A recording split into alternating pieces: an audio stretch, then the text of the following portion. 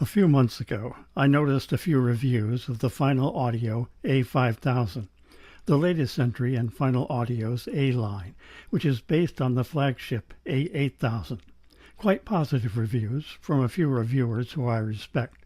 Final Audio is that rare Japanese IEM and headphone maker in a sea of Chinese products.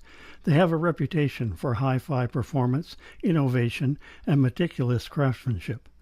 All the reviews I saw lauded the A5000's superior soundstage and accurate instrument placement, as well as the overall tone, timbre, and balance.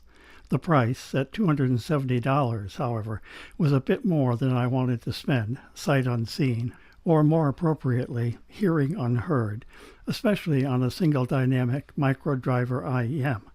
Relatively inexpensive, maybe, compared to the Sennheiser IE600, which has a similar design, but considerably more than the IE200, which shares at least the same design philosophy, and according to some reviewers, much the same basic sound.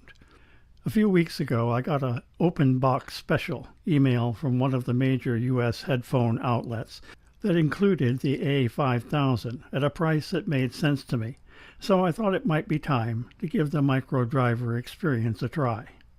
The A5000 is an elegant little IEM, with the emphasis on little.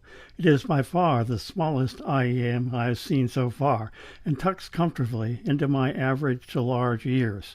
It's small and light enough so that you might forget they're in. It does not have the pseudo-custom-fit moldings common among Chinese IEMs, and relies on what they claim is a carefully researched shape to stay in your ears, which it does, at least as well as any other IEM I have tried. The matte black polycarbonate look is understated but attractive. It comes with a full set of Final's in-house ear tips, well thought of by many, and a unique silicone puck-like case. It is a single-driver IEM, which uses the latest version of a 6mm driver developed in-house at Final for the original A8000. Brass diaphragm, finer winding, stronger magnets, and a greater extension. It is tuned according to Final's own acoustic and musical research, again according to the website and the few other reviews I've been able to find. I have to say, I am totally amazed by the sound they get from that tiny single driver.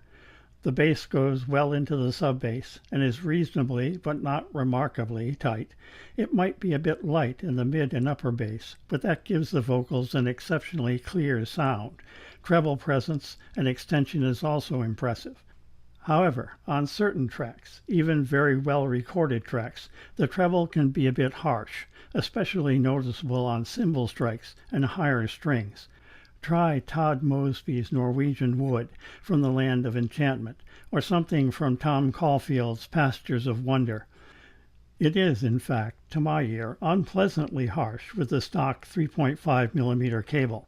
A better, balanced cable tames it somewhat, but it's still pretty edgy.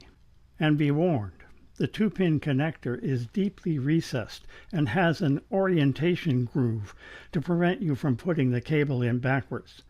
I have only one third-party cable that will fit out of the many that I own, and that one, the Yukomo, looks like it was made specifically for the Final A series, right down to the extra recessed length and the little tab to fit in the orientation groove.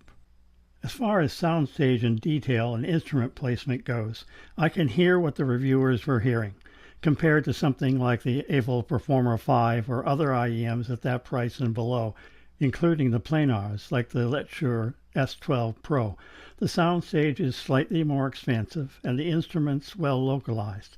It is not, however, a remarkable improvement. Slightly wider, slightly more precise, with slightly more detail. The expansiveness does not, as I might have expected from the reviews I saw, hit you over the head. You have to listen carefully to hear it.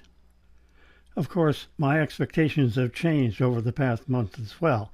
I now have the Aful Performer 8 with the most natural, expansive, effortless 3D spatial presentation of any IEM I have heard to date, and the Kiwi Ears Quintet, which is almost in a different musical universe when it comes to stage and detail, though it does trade a bit of the third dimension for increased detail and resolution when compared directly with the Performer 8.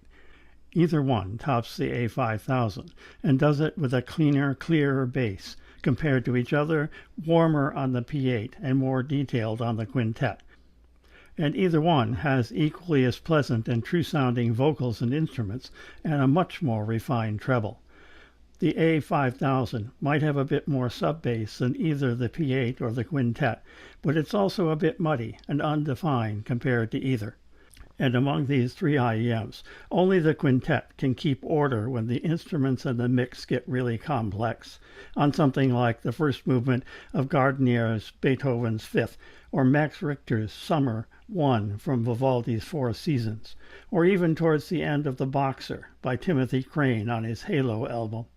The P8 comes a close second, but the A5000 does not do much better, if any better at all, than the P5 or the Let's Sure S12 Pro when the mix gets dense, and nothing, for this kind of music, matches the resolution and the layering of the Quintet.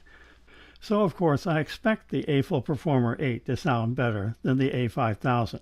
After all, it cost $100 more. For that, you have a right to expect superior sound.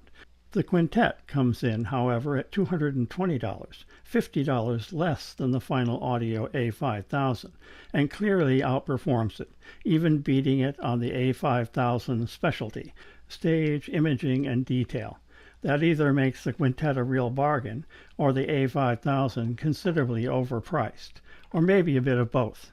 But then, as I said in my review of the Quintet, I think Kiwi Ears could have, probably should have, priced the Quintet at closer to $300, and for those who appreciate clarity and detail, it would still have been a bargain.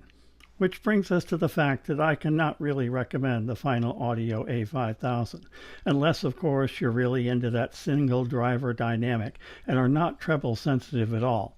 Someone said it's tuned for rock and roll, and that might be true, but I don't listen to much rock and roll.